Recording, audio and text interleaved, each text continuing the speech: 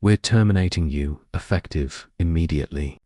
Security will escort you out, he said without even looking up from his MacBook Pro, still logged in to his first Zoom call of the day. The CEO's son. Day one in the big chair.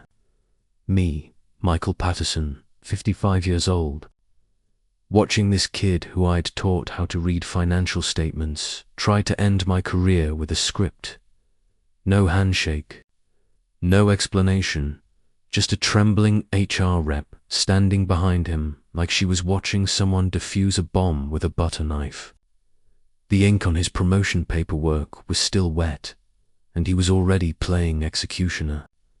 Bradley Patterson Jr. had his designer haircut perfectly styled, his Stanford MBA diploma freshly framed on the wall, and his disruptor confidence inflated like a balloon at a kid's party. He didn't ask questions. He didn't even blink. Just read the line off his tablet word for word. You could tell someone coached him, probably his father or some expensive consultant or the mirror in his corner office bathroom. I didn't flinch or argue. I stood up, adjusted my jacket, and handed over my badge with the kind of calm you learn after 28 years in logistics and 6 years in the Navy before that. He thought he was firing me. Thought this was his big move to modernize anchor point logistics. All I said was, I want to do this right.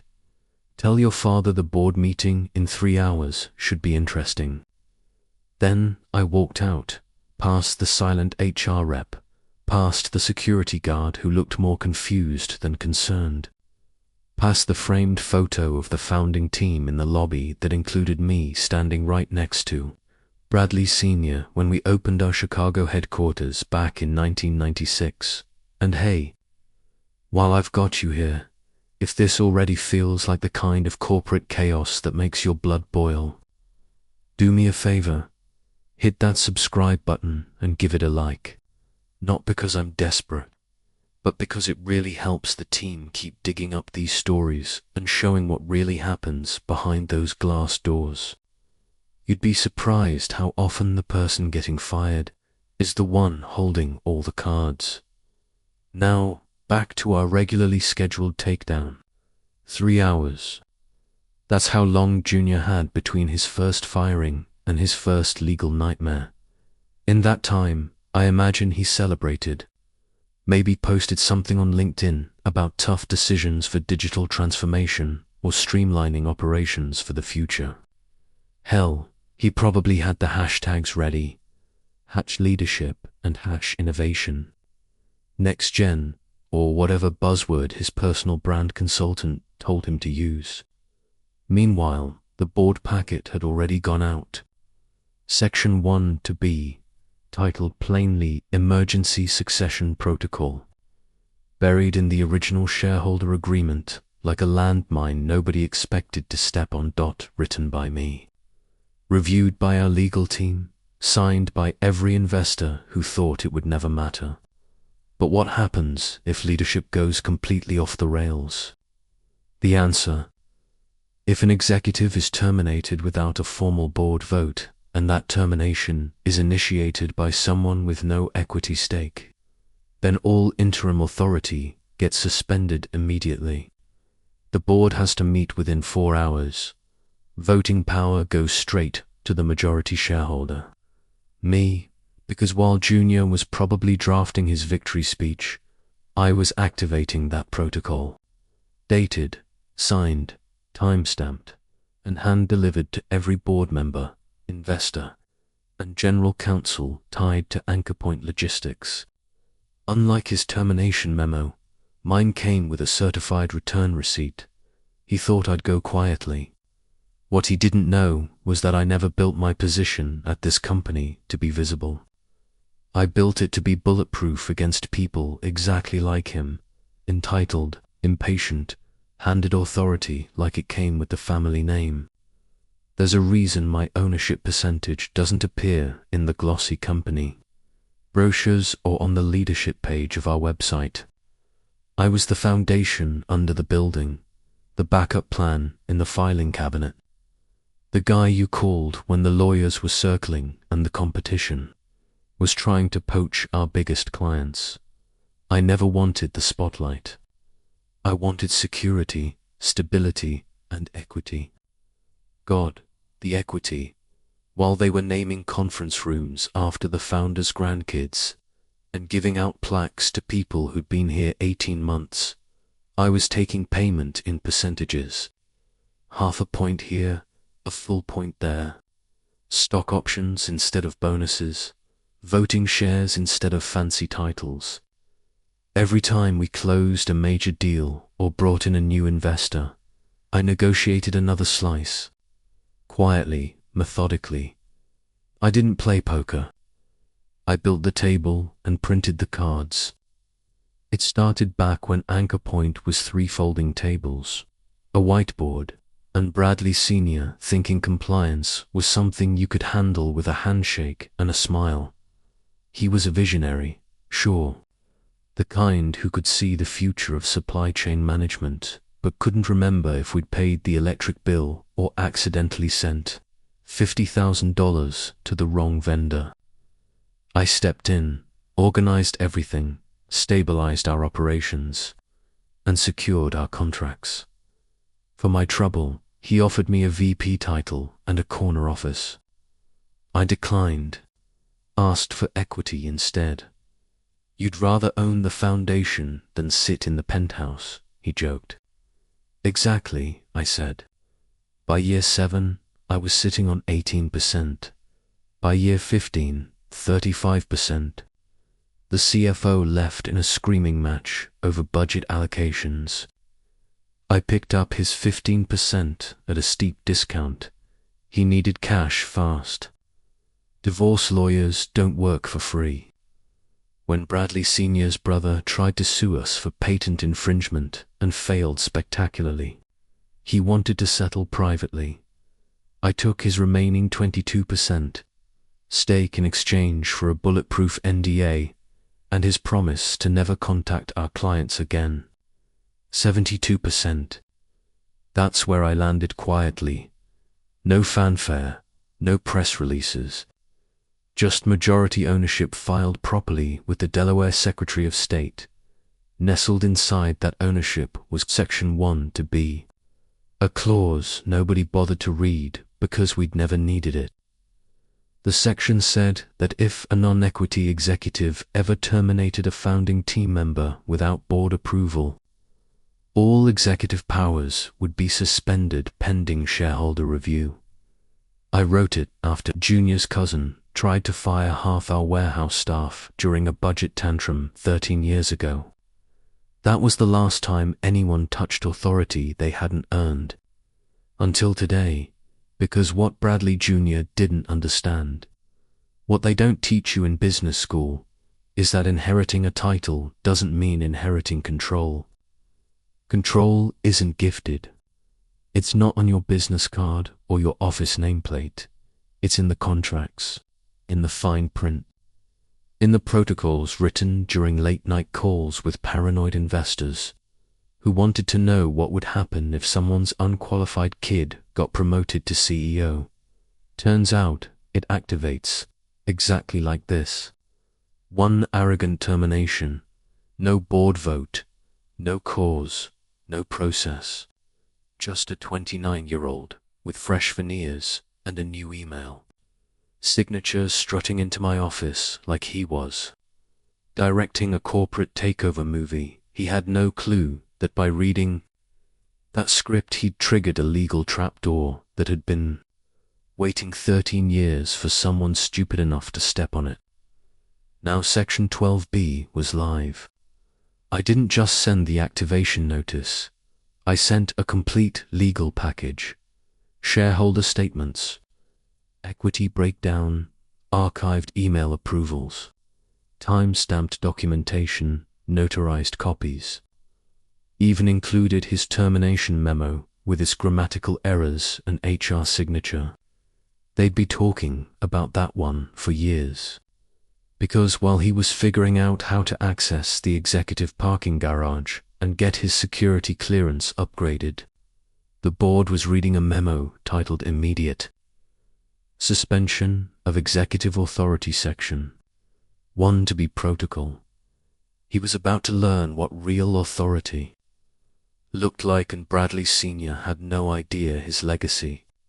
Heir had just stepped on a landmine with the family name engraved on the trigger. But that call was coming, and nobody would be laughing.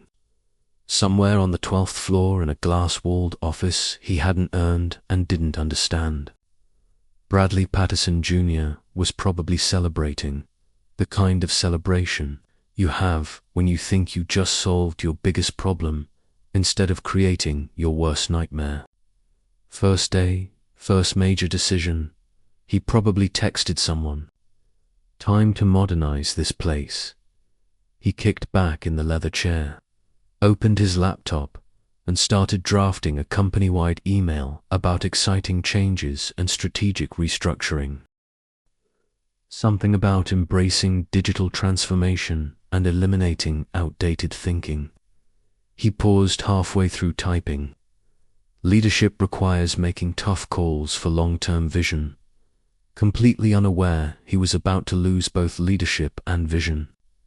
Meanwhile, downstairs in legal, the board members were opening a very different kind of package, one sealed in a priority mail envelope stamped confidential. Section 1 to be activation. The courier had arrived 25 minutes earlier, handed the packets. 2 executive assistants, like they were subpoenas, and left without conversation. Inside that packet was a inch-thick stack of legal documentation. Cover page. Section 1 to be activation. Shareholder transition proposal. Subheading. Request for emergency board meeting under bylaw 8.4. Attached was the signed trigger letter dated that morning. Time stamped at 6:47 a.m., hours before I was terminated. Following it, complete equity breakdown showing every share I'd acquired over 28 years, every transaction, every board-approved agreement, a full portfolio ledger with notarizations and verified state filings. The reaction wasn't instant, it was worse. It was slow, that creeping realization when you understand you're not just in trouble. You're in litigation territory, and you didn't even see it coming.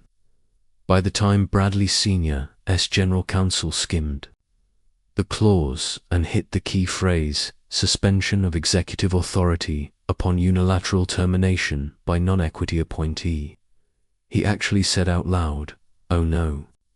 Then again, quieter, "Oh no." The packet also included a meeting mandate. The board was legally required to convene within 4 hours. That timer had already started ticking. I made sure of that. I didn't need to be in the building. The law was there. The contracts were there. The documentation was airtight. By the time Junior's celebratory Instagram story hit champagne on deck, first move made with a boomerang of clinking glasses, his name was already flagged by corporate filing systems as the sole initiator of a termination he had no authority to make. Meanwhile, across the city and in 2 time zones, the board members were cancelling lunch meetings, skipping golf tournaments, and calling their assistants to clear afternoon schedules. They weren't happy, they were trapped. Because once Section 12B activates, it's not about office politics anymore. It's about fiduciary duty, voting rights, SEC compliance, personal liability. Their names were on filings they hadn't reviewed in years. This wasn't some family spat. This was a legally binding reversion of corporate control, and there in black and white was the number they hadn't thought about in years. 72% majority shareholder voting control. Emergency recall of all executive appointments made in the previous 48 hours. Immediate suspension of non-board sanctioned authority. My authority reinstated the moment his was voided. The best part, that wasn't just enforceable, it was irreversible once filed. That detail had been added during an investor scare 8 years ago. They wanted assurance that if someone went rogue, they couldn't undo the emergency meeting with a panicked apology and a retracted memo. There was no take-back button. So, while he strutted through headquarters with his corporate transformation checklist, trying to figure out how to access the financial dashboards, boardroom chairs were already being arranged. Bradley Sr. hadn't arrived yet, but his phone had buzzed 6 times in the last hour. The first 5 calls he ignored. Golf was sacred time at the Meadowbrook Country Club, but the 6th ring was persistent, sharp from his general counsel's direct line.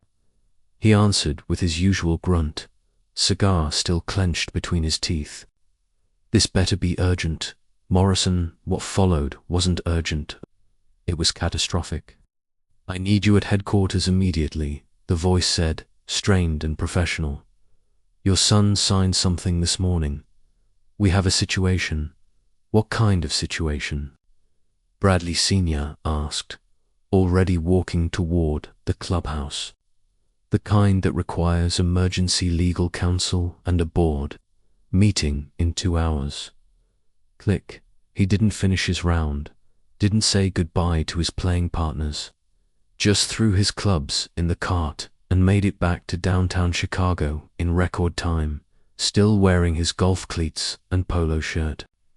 When he arrived, legal was waiting in the lobby. So was our CFO. 2 board members and a conference room where nobody was making small talk anymore. The general counsel didn't waste time with pleasantries, just opened his briefcase, pulled out a copy of the packet and read in a flat professional tone, per Section 12B of the amended shareholder agreement, any executive termination carried out by a non-equity appointee without prior board vote shall result in immediate revocation of all interim leadership, authority, and automatic reversion of executive control to the majority shareholder pending emergency review. Bradley Sr. went completely still. He stared like the words were in a foreign language. Then his face went pale and he asked the question everyone was dreading. Who authorized the termination of Chuck Patterson? Nobody answered. The room felt like a morgue. He asked again, louder this time, more desperate. Who the hell signed off on firing Chuck Patterson? The CFO cleared his throat, eyes darting to the HR director who looked like she might throw up on her tablet. Finally, the general counsel responded, flat and unforgiving. Your son, alone, without board consultation or shareholder approval. The silence in that room was surgical. Bradley Sr. blinked once, slowly, then again, the color draining from his face like someone had unplugged a vital machine. He doesn't have sign-off authority for terminations, he said, as if saying it could somehow rewind the clock. No, the attorney confirmed, adjusting his glasses. He doesn't. He was appointed CEO by board resolution, but he holds 0 equity. His authority is entirely derivative, which means, under Section 12B, his unilateral termination of a founding team member is invalid and triggers immediate succession protocol. Bradley Sr. ran both hands through his silver hair. Pacing now, muttering under his breath, then louder, this is a misunderstanding. I'll talk to him. We'll retract the termination. The lawyer didn't let him finish. There is no retracting this. The protocol is active. Paperwork was filed before the termination was executed, time-stamped, notarized, and distributed to all stakeholders. You have exactly 2 hours before the emergency meeting begins. But he's my son. Bradley Sr. tried, voice breaking slightly. He's not a shareholding member of this board. The attorney cut him off, and right now, he's sitting in the executive suite, planning a company restructure he has no legal authority to implement. Bradley Sr. sat down hard, like the chair had been pulled out from under him. His hands were shaking. No longer the confident founder of a $450 million logistics empire. Just an aging businessman who realized he'd handed live ammunition to someone who thought the safety was decorative. "What happens now?" he asked, voice barely audible. The general counsel closed his briefcase. "You sit in that conference room. You listen. You do not interrupt. And when Chuck Patterson walks in, because he will walk in, you remember that he controls 72% of this company and has every legal right to restructure leadership as he sees fit. God help us all," Bradley Sr. said, mostly to himself. As he stood slowly, painfully, you could see the reality hit him like a physical blow. He never gave me power. I'd taken it, one carefully negotiated contract at a time, over 28 years of building something he thought belonged to his family name. At exactly 2:58 p.m., I walked back into Anchor Point Logistics. Same building, same marble lobby, with the company timeline etched into the wall. But everything had changed. The security guard who'd escorted me out 3 hours earlier now nodded respectfully and held the elevator door. The receptionist, who'd avoided eye contact during my termination walk, now smiled genuinely and said, "Conference room A, Mr. Patterson, they're all waiting for you." I took the elevator to the 12th floor, walked past Junior's corner office where he was frantically making phone calls, probably to his Stanford classmates, asking how to pivot out of a hostile takeover, and opened the conference room door at exactly 3 o'clock p.m. Every board member was there, 8 faces, some pale, some resigned, all understanding they were about to witness a corporate execution.